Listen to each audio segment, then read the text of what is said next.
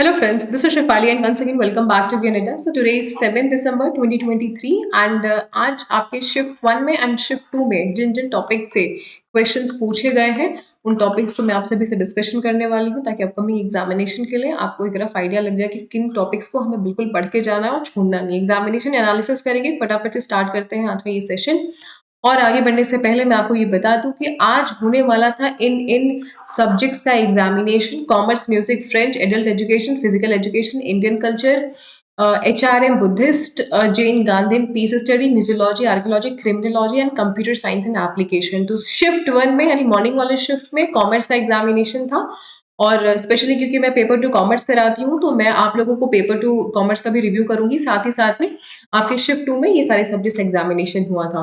तो मैं आप लोगों को पेपर 1 बोथ शिफ्ट में कौन कौन से टॉपिक्स आए थे, किन से सवाल पूछा गया था और रिमार्क्स, इजी था सवाल, मॉडरेट था, डिफिकल्ट था, उसके बारे में। तो सबसे पहले टीचिंग एप्टीट्यूड के बारे में, टीचिंग मेथड को टच किया था, टीचिंग की कुछ सॉफ्टवेयर जैसे कि क्विजेस, काबूट, एनीमेकर एटसेट्रा, इनका मतलब सॉफ्टवेयर से रिलेटेड क्वेश्चन था।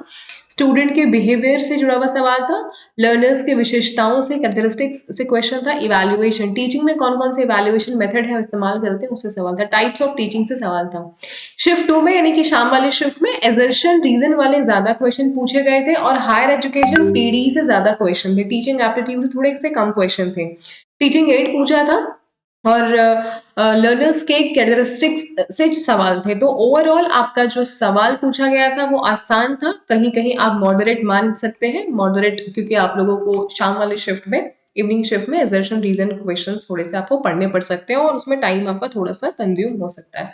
बात करें अगर रिसर्च एप्टीट्यूड की तो FN ये आपके रिसर्च में कहाँ इस्तेमाल होता है, ये बिब्लियोग्राफी में, अपेंडिक्स में, रेफरेंसेस में कहाँ इस्तेमाल होता है। क्वांटिटेटिव एंड क्वालिटेटिव रिसर्च से सवाल था, टाइप्स ऑफ रिसर्च से क्वेश्चन था, स्टैटिस्टिकल पैकेज जो कि आपका एक सॉफ्टवेयर होता है जिससे कि आप अपने रिसर्च में प्लेगरिज्म या सेकेंडरी या प्राइमरी डेटा को स्कैन करने के लिए या उसको आप चेक करने के लिए इस्तेमाल करते हैं। शिफ्ट 2 में जो क्वेश्चन आया था इंटरनल वैलिडिटी के थ्रेड से क्वेश्चन था, प्लेगरिज्म जिसे हम साहित्य की चोरी भी बोलते हैं, types of research, positivism, research methodology, hypothesis, sampling, और इसमें आपने स्पेशली स्नोबॉल सैम्पलिंग से क्वेश्चन आया था। सैम्पलिंग से क्वेश्चन कल और आज में सिर्फ आज ही से पूछा गया है, वो भी इवनिंग वाले शिफ्ट में। तो प्रोबेबिलिटी है कि आने वाले शिफ्ट में भी सैम्पलिंग से क्वेश्चन आएंगे। तो इजी टू मॉडरेट था आपका क्वेश्चन, या मैं कहूँ मॉडरेट क्वेश्चन इसमें आपके पूछे गए थे। आपको इसमें कॉन्सेप्चुअल क्वेश्चन है तो डेफिनेटली आपको पढ़ना पड़ेगा। मैथ्स की अगर मैं बात करूं तो इसमें आपका डीआई टेबल बेस्ड या परसेंटेज बेस्ड डीआई पूछी गई थी सुबह वाली शिफ्ट में। सुबह वाली शिफ्ट का जो टाइम होता है वो आपका होता है 9 to 12 एंड इवनिंग शिफ्ट का जो टाइम होता है, मतलब दोपहर वाली शिफ्ट का जो टाइम होता है वो 3 PM to 6 PM, 3 घंटे आपको मिलते हैं एग्जामिनेशन को अटेम्प्ट करने के लिए। एक वन गो में आपका पेपर होता है, पेपर 1 एंड पेपर 2 दोनों को सॉल्व करने के लिए 180 मिनट आपको मिलेंगे, बीच में कोई ब्रेक नहीं, नेगेटिव मार्किंग नहीं है, तो आपको हर एक क्वेश्चन अटेम्प्ट करना है। शाम वाले शिफ्ट में जो डीआई पूछी थी वो आपका कोई परसेंटेज बेस्ड नहीं था, वो आपका लॉजिक बेस्ड डीआई थी, मतलब इसमें आपको प्लस माइनस करना था, मल्टीप्लिकेशन करना था, डिफरेंसेस के थ्रू आपको पता करना था, तो वो लॉजिक लगा करके आपको सॉल्व करना था। थोड़ा सा टाइम कंज्यूमिंग डीआई रहता ही है, तो स्टूडेंट्स का जो फीडबैक आया था टाइम कंज्यूमिंग ये था।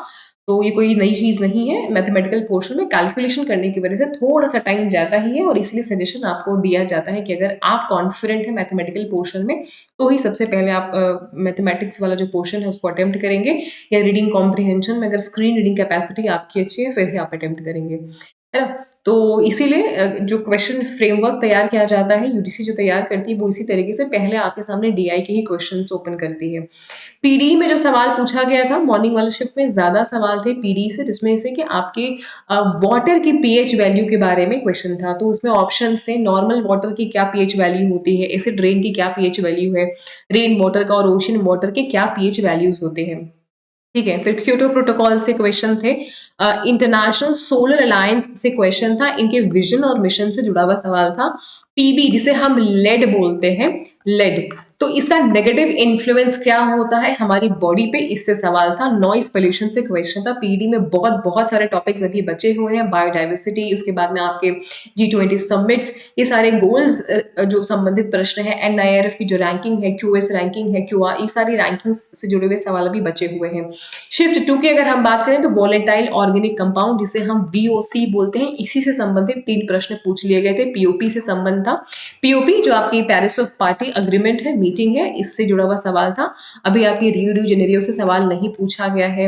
आपके अभी अर्थ समिट से क्वेश्चन नहीं आए हैं। काफी सारे टॉपिक्स अभी मिसिंग है, छूटे हुए, आगे अपकमिंग आपके एग्जामिनेशन में पूछे जाएंगे। SDG MDG तो खैर फेवरेट टॉपिक है ही, तो इससे टच किया गया था क्वेश्चन। इजी टू मॉडरेट था। अगेन अगर आप पढ़ के गए हो तो आप सवाल जो है वो कर लोगे।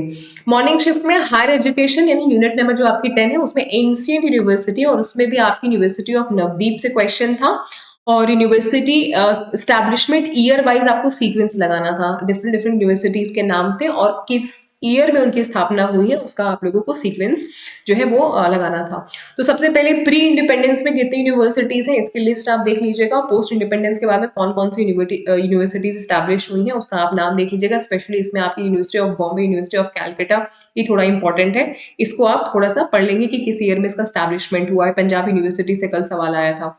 और एक सवाल ये भी था कि सेकंड और जो आपका थर्ड 5 ईयर एक्शन प्लान है उसके बीच में कौन से इंस्टीट्यूट स्टैब्लिश हुए हैं। थोड़े से जो यहाँ पे लिखने में स्पेलिंग मिस्टेक हो गई उसको अवॉइड करेंगे। G20 समिट से क्वेश्चन था। अगेन इवनिंग शिफ्ट पे विक्रमशिला यूनिवर्सिटी से एग्जेशन रीजन क्वेश्चन था। BHU जो आपकी यूनिवर्सिटी, इससे सवाल था। बुद्धिज्म एजुकेशन से सवाल था। एंशिएंट एजुकेशन सिस्टम से क्वेश्चन था। अभी इसमें आपके जो वैल्यू एजुकेशन है और वोकेशनल एजुकेशन, इस टॉपिक को टच नहीं किया है, ये आगे आपको टॉपिक देखने को मिलेगा। और स्पेशली इसमें आपका NIRF जो मैंने पीछे आपको बताया, ये रैंकिंग कौन सा है, सबसे नंबर 1 पे कॉलेज इंस्टीट्यूशन कौन सा है इंजीनियरिंग में और बाकी और अलग अलग सेगमेंट्स में, इसे आप देख लेंगे।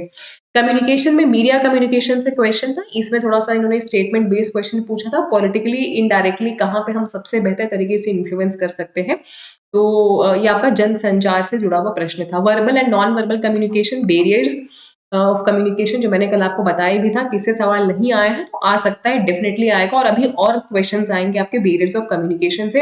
अरस्तु का मॉडल से सवाल था। मॉडल वाले संबंधित आपके 2-3 ही प्रश्न पूछे गए थे। कल शैनन वैनन वीवर का क्वेश्चन था, आज आपका अरस्तु का जो है मॉडल पूछा गया है। अभी बहुत सारे और जो आपके इंटरमीडिएट मॉडल हैं, गेट कीपर्स मॉडल हैं, ये सारे क्वेश्चन अभी नहीं पूछे गए हैं। फीडबैक से जुड़ा हुआ प्रश्न था। कम्युनिकेशन स्किल्स से क्वेश्चन था, ये टॉपिक कल भी पूछा गया था। शाम वाले शिफ्ट में कम्युनिकेशन के बहुत ज्यादा मुझे क्वेश्चन तो नहीं मिल पाए, 2 ही टॉपिक मुझे मिल पाया है, वर्बल और नॉन वर्बल कम्युनिकेशन और पैरा लैंग्वेज कम्युनिकेशन से क्वेश्चन था। ओवरऑल कम्युनिकेशन ईजी था आपका आज का। आईसीटी से रैम एंड रोम को टच किया था। इनपुट आउटपुट मॉर्निंग वाले शिफ्ट में 1 MBPS file download and upload speed से जुड़ा हुआ क्वेश्चन था। इसका मेरे पास में क्वेश्चन भी है, मैं आगे आपको दिखाऊंगी। HTTP that is hyper text transfer protocol, MAC IP address से मैचिंग करना था आपको। इनकी कुछ लिस्ट 1 में ये सारे नाम थे और इनसे जुड़े हुए इनके फीचर्स या इनके बारे में कुछ पॉइंट्स लिखे हुए थे, इनको आपको मैच करना था। प्रिंटर से जुड़ा हुआ एक सवाल था जिसमें इंकजेट और लेजर में ड्रम एंड बबल का क्या काम होता है, फिल इन द ब्लैंक्स करना था आपको।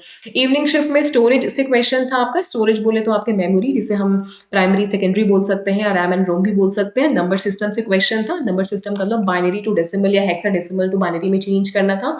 प्रिंटर के टाइप्स से क्वेश्चन था। बिट्स और बाइट्स का क्वेश्चन था। अगेन अगर मैं बात करूं पेपर, जो मॉर्निंग वाला जो सवाल पूछा गया था वो थोड़ा सा इजी था, और इवनिंग वाले शिफ्ट में थोड़ा सा, क्योंकि आपके प्रिंटर्स में और बाइनरी टू हेक्साडेसिमल चेंज करना था, बिट्स एंड बाइट्स का क्वेश्चन था, तो आप मॉडरेट इसको कंसिडर कर सकते हैं। तो अगेन आपका इजी टू मॉडरेट था ICT। लॉजिकल रीजनिंग में सुबह वाले शिफ्ट में क्लासिकल स्क्वायर ऑफ अपोजिशन से क्वेश्चन था। कॉन्ट्रापोजिशन टॉपिक टच किया था। सिलोजिज्म से क्वेश्चन था। Statement based question, inductive deductive reasoning, Indian logic and fallacy. Fallacy आपका लगातार पूछा जा रहा है। फेलिसी में आप सभी को एक सेपरेट क्लास कल डिटेल में बिल्कुल सरल आसान भाषा में अवेलेबल करा दूंगी। चैनल को जरूर से सब्सक्राइब कर लीजिएगा ताकि आप वो वाली जो क्लास है जब जैसे मैं अपलोड करूं उसका नोटिफिकेशन आपके पास में चला जाए, क्योंकि बहुत इंपॉर्टेंट टॉपिक है फेलिसी और इससे लगातार सवाल आ रहे हैं। तो मॉडरेट क्वेश्चन पूछा गया था, मतलब मैं ये नहीं कहूंगी कि बिल्कुल आसान था, क्योंकि इसमें आपको डिडक्टिव इंडक्टिव रीजनिंग में कंसेप्चुअल डीप कंसेप्चुअल क्वेश्चंस पूछे जाते हैं और आपने अगर अच्छे से पढ़ा है, कॉन्फिडेंट है, तो ही आप सही आंसर कर पाते हो। फेलिसी थोड़ा सा इस टॉपिक से स्टूडेंट्स थोड़े से घबरा जाते हैं क्योंकि टेक्निकल टॉपिक है ये। रीजनिंग में अगर मैं बात करूं तो number series, alphabetic series, train की स्पीड से क्वेश्चन जो कल भी हमें देखने को मिला था, कंपाउंड इंटरेस्ट कल भी ये टॉपिक से सवाल था और एवरेज से क्वेश्चन था। शिफ्ट 2 में जो सवाल पूछा गया था, mixture and allegation, profit and loss का एक क्वेश्चन था स्टेटमेंट बेस्ड। इसमें मिल्क एंड वाटर का प्रॉफिट एंड लॉस, इससे जुड़ा हुआ क्वेश्चन मैं आगे आपको दिखाऊंगी। कंपाउंड इंटरेस्ट, अल्फाबेटिक सीरीज और कोडिंग डिकोडिंग, ये क्वेश्चन था। मेरे हिसाब से तो आपका नंबर सीरीज और अल्फाबेटिक सीरीज सुबह वाले शिफ्ट में आसान था, बट शाम वाले शिफ्ट में मैं डिफिकल्ट थोड़ा सा कह सकती हूँ।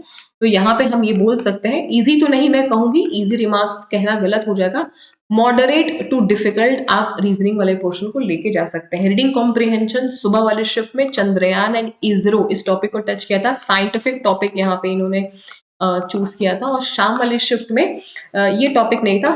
शाम वाले शिफ्ट में मुझे यही पता चला है कि इजी डीआई आई थी, सॉरी इजी रीडिंग कॉम्प्रिहेंशन आया था। ये तो आपका कल वाले शिफ्ट में पूछा गया था, वैल्यू एजुकेशन और चिल्ड्रन एजुकेशन। तो रीडिंग कॉम्प्रिहेंशन का शाम वाले टॉपिक का जो थीम था वो पता नहीं पड़ पाया है। कॉमर्स की बात करें तो आरबीआई के फंक्शंस, आरआरबीज के फंक्शन, एसबीआई के एस्टैब्लिशमेंट ईयर, कौन से सन में एसबीआई का एस्टैब्लिशमेंट हुआ था, क्लबिंग ऑफ इनकम क्या है, शेयर फॉर फीचर, अकाउंटिंग के कुछ concepts and convention, historic value of asset जिसे हम कहते हैं, एनबीएफसीज के रेगुलेटरी रिकमेंडेशन कमिटीज। ज्यादा स्टेटमेंट बेस्ड क्वेश्चन थे और एजेशन रीजन के फॉर्म में ज्यादा सवाल थे, मैच द फॉलोइंग के फॉर्म में ज्यादा क्वेश्चन थे। अगर आपने अच्छे से कॉन्सेप्ट्स को पढ़ा है तो ही आप कर पाएंगे। मीन एंड मीडियम स्टैटिस्टिक्स में इजी क्वेश्चन था। इनकम टैक्स से ज्यादा सवाल पूछे गए थे और इसमें आपका पैसेज जो पूछा गया था, क्योंकि आपके पेपर 2 में भी पैसेज आता है, तो इकोनॉमिक्स से जुड़ा हुआ टॉपिक था। रेजिस्टेंस टू चेंज से भी सवाल आया था, एफडीआई, टीडीएस, वॉल्टर मॉडल और आपका गोइंग कंसर्न जो कॉन्सेप्ट है, अकाउंटिंग का कॉन्सेप्ट है, इनसे क्वेश्चन था। पार्टनरशिप एडमिशन से सवाल था, टैक्स सेक्शंस, इनडायरेक्टली इंडिविजुअल में कितना परसेंटेज टैक्स सिस्टम है, इसे क्वेश्चन था। नाफ्टा साफ्टा से क्वेश्चन था। हेनरी फ्योल के प्रिंसिपल्स जो आपका ऑर्गेनाइजेशन बिहेवियर है उसका ये टॉपिक है, वहां से ये सवाल था। तो मॉडरेट था। कॉमर्स का अगर मैं बात करूं पेपर 2 का, तो इनका जो पेपर था वो मॉडरेट था, क्वेश्चन थोड़े से लेंदी थे और अरेंजमेंट वाले क्वेश्चन ज्यादा जो है वो पूछे गए थे। ये 3:56 पे रिव्यू मिला है, मतलब इन्होंने सुबह वाला बताया है कि किस तरीके से पूछा गया। सुबह ही शिफ्ट 1 में ही आपका कॉमर्स का पेपर भी हुआ था, ठीक है।